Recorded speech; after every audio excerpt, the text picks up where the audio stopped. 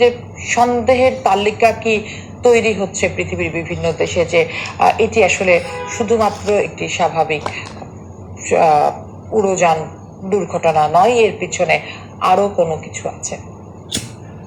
Absolutely. এবং এই সন্দেহর যে ধূম্রজাল সৃষ্টি হচ্ছে, এটাকে কিছু কিছু ব্যক্তি যারা একটু আমেরিকার প্রতি সমর্থন পুষ্ট বা ইসরায়েলের প্রতি দুর্বল, তারা এটাকে নিছক ষড়যন্ত্র তত্ত্ব বা কনস্পিরেসি থিওরি এই ধরনের টার্ম ব্যবহার করে পুরো বিষয়টাকে আন্ডারমাইন করে, গুরুত্বহীন করে দেয়। তবে সন্দেহর ব্যাপারটা অ্যাবসলিউটলি কারেক্ট, কেননা আমরা অতীতে বারবার দেখেছি যখনই ইরান একটা তাৎপর্যপূর্ণ রোল প্লে করতে যায় বা ইরানের কোনো ব্যক্তিত্বরা যখন সামনে চলে আসে আন্তর্জাতিক অঙ্গনে, যা ইসরায়েল বা আমেরিকার স্বার্থহানি করবে, তখনই কিন্তু তাদের হত্যা করা হয়েছে। আমরা শুধু জেনারেল সোলেমানির কথাই জানি না, যাকে আমেরিকা সরাসরি আন্তর্জাতিক আইন লঙ্ঘন করে হত্যা করেছে, টার্গেট করেছে মিসাইল দিয়ে, তাকে অন্য আরেকটা দেশ ইরাকে তাকে হত্যা করে ফেলেছে যখন তিনি একটা আন্তর্জাতিক সম্মেলন অ্যাটেন্ড করতে যাচ্ছিলেন। মানে এটা অসাধারণ আন্তর্জাতিক ক্রাইম। কিছুদিন আগে ইসরায়েল ইসলামিক রেভলিউশনারি গার্ডের 2জন শীর্ষ নেতাকে সিরিয়াতে এমবেসিতে হত্যা করেছে, কোন এমবেসি, যার কারণে ইরানের সাথে এই পুরো প্রক্রিয়াটা শুরু হয়ে গেল। এখন আমরা দেখতে পাই যে ইরান আন্তর্জাতিক আইন আদালতে ইসরায়েলের নেতাদের বিচার করার জন্য বাস্তব পদক্ষেপ নেওয়া হয়েছে। আমেরিকার জন্য এটা অত্যন্ত অপমানজনক, আর ইসরায়েল এটা কিছুতেই মেনে নিতে পারছে না, এবং তাদের সমস্ত রাগ যে পড়েছে এই দুই অত্যন্ত গুরুত্বপূর্ণ ব্যক্তিত্ব, ইরানের প্রেসিডেন্ট এবং foreign minister. Specifically foreign minister কিন্তু অনেক দূর এগিয়েছিল আরব বিশ্বকে ঘুরিয়ে দিয়ে ইরানের প্রতি সিম্প্যাথেটিক করার জন্য। সন্দেহর বান কিন্তু বাস্তবসম্মত। কেন এই যে এই ধরনের প্লেন যে ব্যবহার করা হলো হঠাৎ করে, যেখানে দুটো হেলিকপ্টার নিরাপত্তা দিচ্ছিল প্রেসিডেন্টকে, সেই দুটো হেলিকপ্টার নিরাপদে চলে গেল, তারা ফিরলও না। অথচ অন্য হেলিকপ্টার যাতে প্রেসিডেন্ট ছিল, সেই হেলিকপ্টারটি যে এই রকম একটা স্থানে যে নিপতিত হলো, যেখান থেকে বাঁচানো কেউ জানতেও পারলো না অনেকক্ষণ, 18 ঘন্টা, যে কোথায় হেলিকপ্টার পড়েছে, কেনই বা পাইলট ওই দুর্গম পথে। আমার সন্দেহ হচ্ছে এই যে ইসরায়েলের ও আমেরিকার এই প্রযুক্তিগত জ্ঞান রয়েছে যে তারা রিমোট ডিভাইস ব্যবহার করে একটা হেলিকপ্টারকে অচল করে দিতে পারে। এবং আমার সন্দেহ হয় যে ইসরায়েল এই রোল প্লে করেছে, এবং নিশ্চিতভাবে তারা অনেক আগে থেকে আঁচ পেতেছিল সুযোগ নেয়ার জন্য, যাতে কেউ সন্দেহ না করে, এবং এই সুযোগটাই তারা গ্রহণ করেছে। স্কয়ার লাইভ টিভির পক্ষ থেকে অসংখ্য ধন্যবাদ। প্রিয় শ্রোতা, এখন পর্যন্ত যে ভিডিওটুকু দেখলেন তা থেকে স্পষ্ট হয়েছেন যে রিমোট কন্ট্রোল দিয়ে ইসরায়েল হত্যা করলো ইরানের প্রেসিডেন্ট রাইসিকে। প্রিয় শ্রোতা, উত্তর ইরানের পাহাড়ি এলাকায় হেলিকপ্টার বিধ্বস্ত হয়ে গত রবিবার প্রেসিডেন্ট ইব্রাহিম রাইসি ও অন্যান্য কর্মকর্তার মৃত্যু ইরান ও এই অঞ্চলের ভবিষ্যৎকে কিছুটা হলেও অনিশ্চিতের মধ্যে ফেলে দিয়েছে। ঘন কুয়াশার কারণে দুর্ঘটনাস্থল খুঁজে পেতে প্রায় 18 ঘন্টা সময় লেগেছিল। কুয়াশা এতটাই ঘন ছিল যে হেলিকপ্টারটি শনাক্ত করতে সহায়তা করার জন্য ইউরোপীয় ইউনিয়নের স্যাটেলাইটগুলোর সহায়তা চাইতে ইরানিদের বাধা হতে হয়েছে। ইরান যখন আন্তর্জাতিক রাজনীতিতে কঠোরপন্থা বেছে নিয়েছে এবং মধ্যপ্রাচ্যকে একটি আঞ্চলিক যুদ্ধের কিনারে নিয়ে যাওয়ার হুমকি দিয়ে যাচ্ছে, ঠিক এমন এক সময় এই দুর্ঘটনাকে ইরানের রাজনীতিতে একটি সংক্ষিপ্ত কিন্তু রূপান্তরমূলক যুগের উপসংহার বলা যেতে পারে। প্রায় 3 বছরের ক্ষমতাকালে ইব্রাহিম রাইসি ইরানের আভ্যন্তরীণ রাজনীতি এবং সামাজিক নীতিকে আগের চেয়ে অনেক বেশি রক্ষণশীল জায়গায় নিয়ে যান। পূর্বসূরি হাসান রুহানির পর তিনি এই অঞ্চলে ইরানকে স্পষ্টভাবে যুক্তরাষ্ট্রের প্রতিপক্ষ ভূমিকায় ঠেলে দেন। 2018 সালে তৎকালীন ট্রাম্প সরকার ইরান চুক্তি থেকে বেরিয়ে যাওয়ার 3 বছর পর গতিতে বসে রাইসি ক্রমাগত ইরানের ইউরেনিয়াম সমৃদ্ধকরণ গতি বাড়িয়েছিলেন এবং ইরান চুক্তি নিয়ে পশ্চিমের সঙ্গে আলোচনার গতি কমিয়ে দিয়েছিলেন। রাইসির অধীনস্থ ইরান সরকার ইউক্রেন যুদ্ধ রাশিয়াকে অকুণ্ঠ সমর্থন দিয়েছে এবং রাশিয়াকে শাহেদ নামে আত্মঘাতী ড্রোন এবং প্রচুর গোলাবারুদ দিয়েছে। গত বছর অক্টোবরে ইসরায়েলে হামাসের হামলার পর থেকে রাইসির ইরান যুক্তরাষ্ট্র ও ইসরায়েলের বিভিন্ন কৌশলগত স্বার্থে আঞ্চলিক প্রক্সি যোদ্ধাদের দিয়ে হামলা চালিয়েছে। তার এই আকস্মিক মৃত্যুর মাত্র 1 মাস আগেই ইরান ইসরায়েলের বিরুদ্ধে নজিরবিহীন ড্রোন ও ক্ষেপণাস্ত্র হামলা চালায়।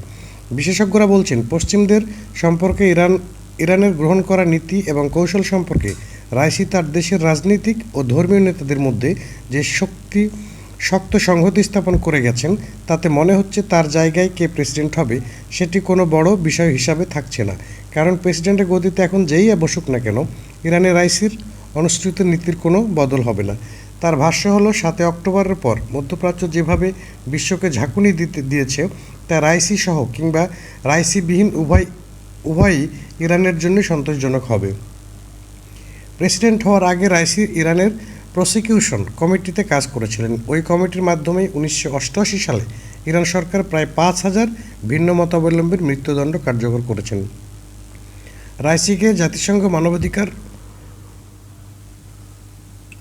অপরাধের অভিযোগে অভিযুক্ত করেছিলেন এবং যুক্তরাষ্ট্রের অর্থ মন্ত্রণালয় তার উপর নিষেধাজ্ঞা আরোপ করেছিলেন। তার চালু করা কঠোর নীতির শিকার হয়েছিল 22 বছর বয়সী মাহসা আমিনি।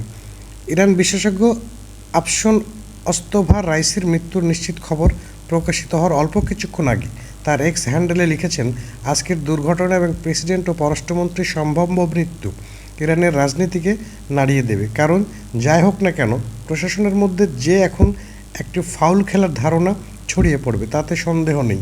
উচ্চাভিলাষী গোষ্ঠীগুলো সুবিধা আদায়ের জন্য সুযোগ খুঁজতে থাকবে। এদিকে রাইসিকে নিয়ে হেলিকপ্টার বিধ্বস্তের ঘটনায় তদন্ত শুরু করেছে ইরান। হেলিকপ্টার বিধ্বস্ত ঘটনায় ইরানের প্রেসিডেন্ট ইব্রাহিম রাইসি নিহত হওয়ার ঘটনায় তদন্ত শুরু হয়েছে। দেশটির সশস্ত্র বাহিনীর প্রধান মেজর জেনারেল মোহাম্মদ বাগেরি উচ্চ পর্যায়ের একটি দলকে তদন্তের নির্দেশ দিয়েছে ইতিমধ্যে। তদন্ত দলটি নির্দেশ দিচ্ছে ব্রিগেডিয়ার আলী আবদুল্লাহি। দলটি ইতিমধ্যে হেলিকপ্টার বিধ্বস্তের এলাকায় পৌঁছেছে এবং কাজও শুরু করেছে। পুরো তদন্ত কাজ শেষ হওয়ার পরই ফল জানা যাবে। প্রেসিডেন্ট রাইসির মৃত্যু মধ্যপ্রাচ্যে সংকট বাড়তে পারে। প্রেসিডেন্ট ইব্রাহিম রাইসির মৃত্যু হলো এমন এক সময়ে যখন বিশ্বের সংকটময় সময় পার করছে মধ্যপ্রাচ্য।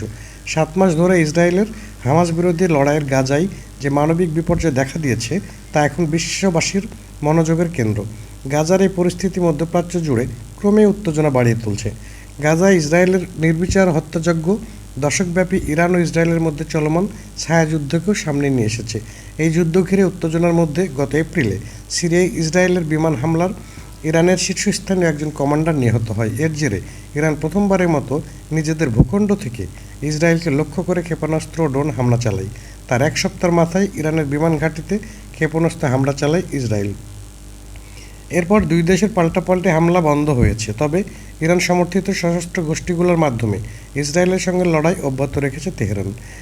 লেবানন ভিত্তিক সশস্ত্র গোষ্ঠী হিজবুল্লাহ ধারাবাহিকভাবে ইসরায়েলের সেনাবাহিনীর বিভিন্ন লক্ষ্যবস্তুতে ক্ষেপণাস্ত্র ড্রোন হামলা চালিয়ে আসছে। হামাসও আবার সংগঠিত হয়ে গাজার বিভিন্ন এলাকায় ইসরায়েলি সেনাদের সঙ্গে লড়াই করছে। ইসরায়েলের হামলা চালানো ইরান তার পারমাণবিক কর্মসূচির গতিপথ পাল্টে পারমাণবিক অস্ত্র তৈরির পথে হাঁটবে। পারমাণবিক অস্ত্র তৈরি নিয়ে হালকা কথাবার্তা না বলার জন্য ইরানকে সতর্ক করেছে আন্তর্জাতিক আণবিক শক্তি সংস্থা IAEA মহাপরিচালক রাফায়েল গ্রোসি। ইকোনমিস্টের প্রতিবেদনে বলা হয়েছে, রাইসির মৃত্যুর পেছনে ইসরায়েলের যুক্ত তিনের সংশয় প্রকাশ করার যথেষ্ট কারণ আছে। ইরানের রহস্যজনক হেলিকপ্টার দুর্ঘটনায় দেশটির প্রেসিডেন্ট রাইসি ও পররাষ্ট্রমন্ত্রী হুসেন আমির আবদুল্লাহিয়াল সহ 9 আরোহী নিহত হয়েছে। খারাপ আবহাওয়ার কথা বলা হলেও হেলিকপ্টার দুর্ঘটনার সঠিক কারণ জানা যায়নি। ইরান ইসরায়েল টানটান উত্তেজনার মধ্যে এই দুর্ঘটনায় ঘিরে তৈরি হয়েছে রহস্যের জাল। এদিকে প্রেসিডেন্ট রাইসি এবং পররাষ্ট্রমন্ত্রী আবদুল্লাহিয়াল সহ অন্য কর্মকর্তাদের বহনকারী হেলিকপ্টারটি উড্ডয়নের প্রায় 30 মিনিটের মধ্যে যোগাযোগ বিচ্ছিন্ন হয়ে যায়। বেল 212 মডেলের হেলিকপ্টারটি ছিল যুক্তরাষ্ট্রেরই তৈরি। দুর্ঘটনার পেছনে ইসরায়েলের গোয়েন্দা সংস্থা মোসাদের হাত আছে কিনা এ নিয়ে প্রশ্ন উঠেছে। এই দুর্ঘটনার পরিণতিতে আঞ্চলিক রাজনীতি ও সামরিক ক্ষেত্রে কোনো প্রেক্ষাপট তৈরি হয় কিনা তা নিয়ে উদ্বেগ দেখা দিয়েছে। পশ্চিমা মহল বিষয়টি নিয়ে সতর্ক দৃষ্টি রাখছে। এদিকে রবিবার এই দুর্ঘটনার পেছনে ইসরায়েলি গোয়েন্দা সংস্থা মোসাদের হাত আছে কিনা তা নিয়েও প্রশ্ন উঠেছে। দুর্ঘটনার পরিণতিতে আঞ্চলিক রাজনীতি ও সামরিক ক্ষেত্রে কোনো প্রেক্ষাপট তৈরি হয় কি না তা নিয়ে উদ্বেগ দেখা দিয়েছে। পশ্চিমা মহল খুব সতর্কতার সাথে দৃষ্টি রাখছে। এদিকে রবিবার এই দুর্ঘটনার পেছনে ইসরায়েলি গোয়েন্দা সংস্থা মোসাদের হাতে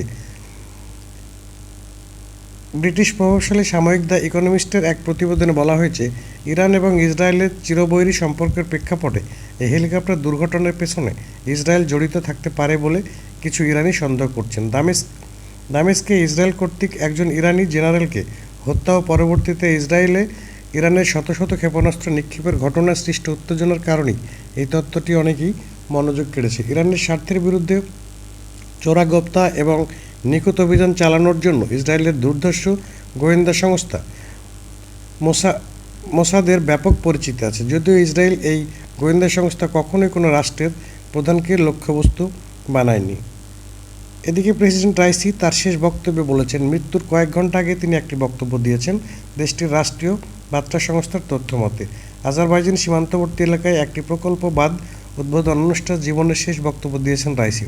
সেখানে তিনি বলেছেন, এই মুহূর্তে ইসলামী বিশ্বের সবচেয়ে গুরুত্বপূর্ণ ইস্যু ফিলিস্তিন।